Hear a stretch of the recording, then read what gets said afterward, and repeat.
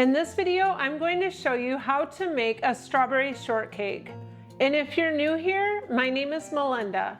This strawberry shortcake may not be a traditional type of a strawberry shortcake because many times they use biscuits. I personally prefer cake. And I also add a different ingredient in this recipe that most people don't add. So let's get right to it. The first thing I'll do is preheat my oven. So we'll set our temperature for 350 degrees. The next thing we'll do is prepare our cake pan.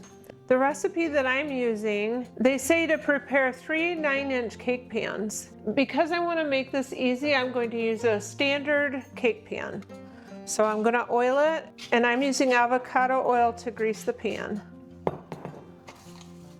If I was using the 9-inch cake pans, I would also dust this with flour because I would want to get my cake out of the pan, but I won't be dumping this out of the pan. Okay, I'll set this aside, and then we'll mix our dry ingredients together. I already pre-measured out the flour. Because cake is a little pickier than some recipes, it's a really good idea to weigh your flour. So if you have scales, you would measure out 325 grams of flour. If you don't have a scale, you may want to fluff your flour up a little bit and measure it that way. That is one ingredient you'll want to measure precisely. So I have the 2½ cups of flour here. The next ingredient is 2½ teaspoons of baking powder.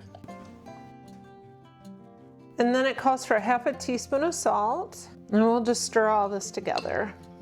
And our dry ingredients are mixed, so I'll set that aside. Okay, we're gonna pick back up where we left off. Our electricity went off for 4 hours. So the next ingredient is a ½ cup of butter. And you'll want that softened to room temperature, and you can always tell by if you leave an indent when you press on it. And also the butter will kind of bend, so you know it's soft enough then. And then you need a ½ cup of vegetable oil. I'm using avocado oil. And a cup and a half of sugar. And the recipe calls for a tablespoon of vanilla, but I'm going to be using almond extract instead. I really like the flavor combination of almond when it comes to mixing it with strawberries or cherries. So that's what I'm going to use today is almond extract, but you can use vanilla if you want. I like to make sure I get a full tablespoon to really get that flavor. So the next step is going to be mixing this together until it's light in color and fluffy. So it takes about 2 minutes to cream these together. And you don't want to skimp on the creaming time. You should visibly see a change in the color and in the texture. The reason my sugar is off-white is because I use an organic unbleached sugar. I also use avocado oil, which is darker than the average oil. So you may notice that the color that I have is going to be darker than yours, depending on the ingredients you use. And also the butter that I'm using is a darker color because it's a grass-fed organic butter, which tends to be a little bit more yellow than other types of butter. I'm going to scrape down the sides to make sure I get all of that sugar off the edge mixed in with the butter. It already smells so good. I love the smell of almond extract. I'll scrape it down one more time. It's at this stage that you don't have to worry so much about overbeating it, but later after we add our flour and such, you don't want to overbeat it at that stage. Okay, so you see it's a nice and fluffy texture and it's lighter than what it was in color.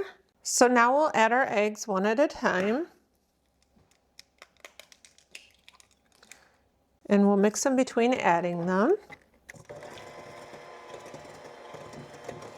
until just barely combined. And this is the second egg.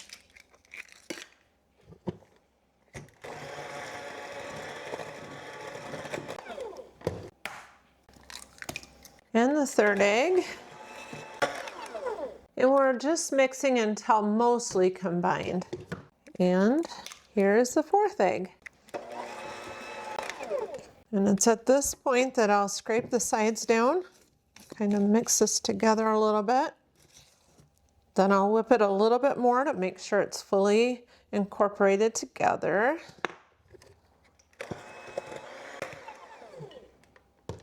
It's already getting a nice texture. So now we'll mix half of this dry ingredients into the batter.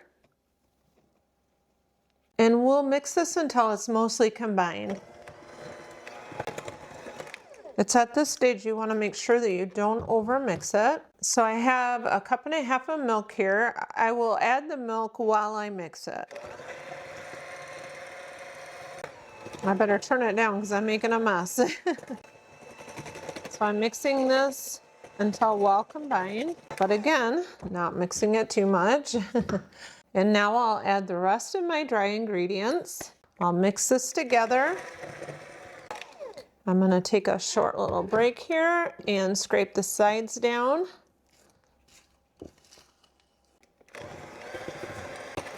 And then I'll take another break here and scrape the sides down again. The goal here is to get it mixed together without over mixing it.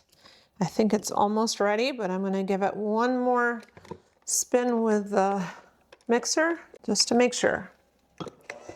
Looks good to me. So I'm gonna clean up here just a little bit, get my pan and get this batter into it. The oven timer just went off, so it's perfect timing. That batter looks really good. Nice and airy. Cake can be fussy, but it's really not that hard.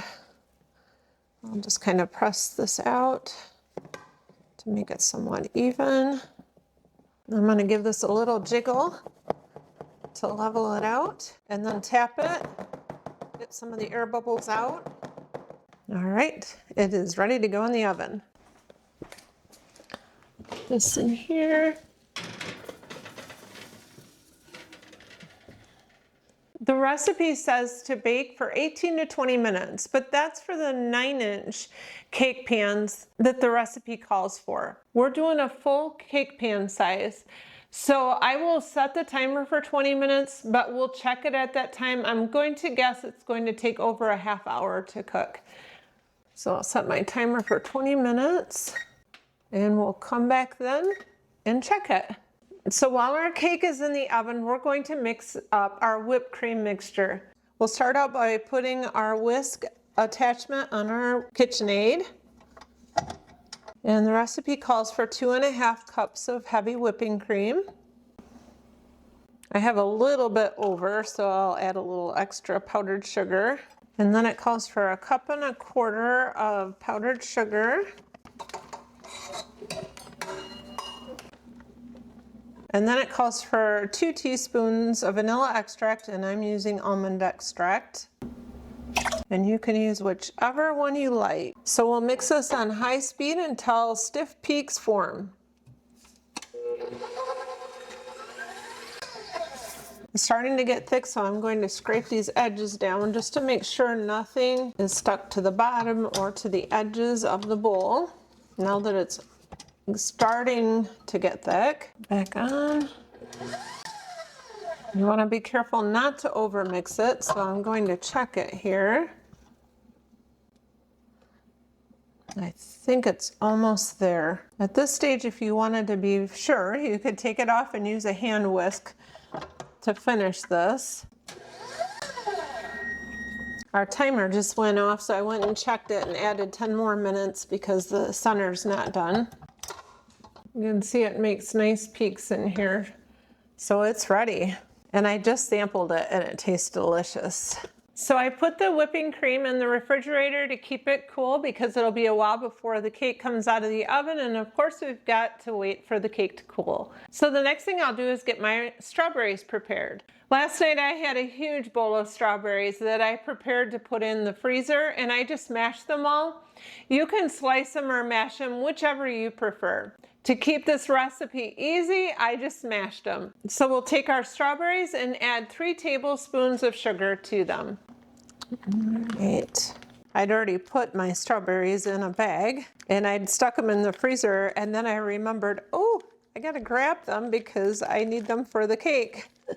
So I caught them before they froze. These strawberries were nice and ripe, so they are going to taste so good. The riper your strawberries, the better the flavor. So if you're buying them in the store, try to get as ripe of strawberries as you possibly can. So that's 3 tablespoons. I'll just take a spoon and stir that together, and it's as easy as that. The recipe calls for fresh strawberries, but you could easily use frozen strawberries that you prepped ahead of time. If you're able to get strawberries this time of year, go ahead, get them. And then what I like to do is measure them out. Typically I measure out 2 cups per bag because that's what my ice cream recipe calls for. If you are doing slices, this step is important to do it ahead of time so that it can extract some of the juices from the strawberries. And there's my timer. I better check my cake.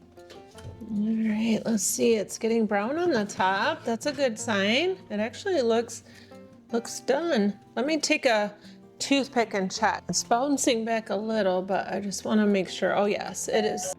Well, as hard as it was to wait, I let the cake completely cool down because if you put the whipped topping on too soon, it's just going to melt. So I let it completely cool, and now it's time to put the whipped topping on. I debated back and forth how I wanted to do this. The reason I debated back and forth on how I was going to do this is because I'm going to freeze it. And I'm going to cut it and put them in individual baggies so that my husband can grab out a slice whenever he wants it. He's the one that really wanted me to make this because it's one of his favorite desserts. He has many favorite desserts. So last time I just froze the cake in individual pieces and that worked well, but then he had to thaw out the strawberries each time. So then comes the strawberries. I'm not sure if I'll use all of these. I don't want to make too big of a mess, but it might take it all. So my thought is to put this in the freezer and get it mostly frozen. But of course I need to slice it before I put it in there. Otherwise it will be hard to slice a frozen cake. So I will slice it, then I'll freeze it, and then I'll pull out the individual pieces and put them each in a baggie so he can just pull out the completed strawberry shortcake and have strawberry shortcake whenever he wants. So we'll see how well that works. But if you have a big family, you won't have any problem getting rid of this without freezing it. I always try to just think of different alternative ways to do things that we can preserve things and have them along as we want them. It's time to cut this and get a slice out so I can give it a try. It's probably been about a year since I've made this recipe. See if I can do this without making a big mess. There we have it. I kind of made a bit of a mess, but I think it's gonna taste good. Okay, so I've waited through a 4-hour power outage. I've waited for this cake to cool, and now I can finally give this a try. I don't even know how to describe it. The almond extract just takes this to a whole nother level. If you've never tried making a dessert that goes with strawberries or cherries with almond extract, I recommend giving it a try because it is so good. You can still taste the strawberries, and you can always add more strawberries to the top of it if you want more of that strawberry taste. But the cake is very moist, and the whipped topping is a very light and delicate flavor. It's really quite amazing because it's not too rich of a dessert. It's actually just right. So if you want a top-notch strawberry shortcake, give this a try. It is so good. Thank you so much for joining me today. If you haven't already, please subscribe to my channel. So I hope that you all have a wonderful day. Bye for now.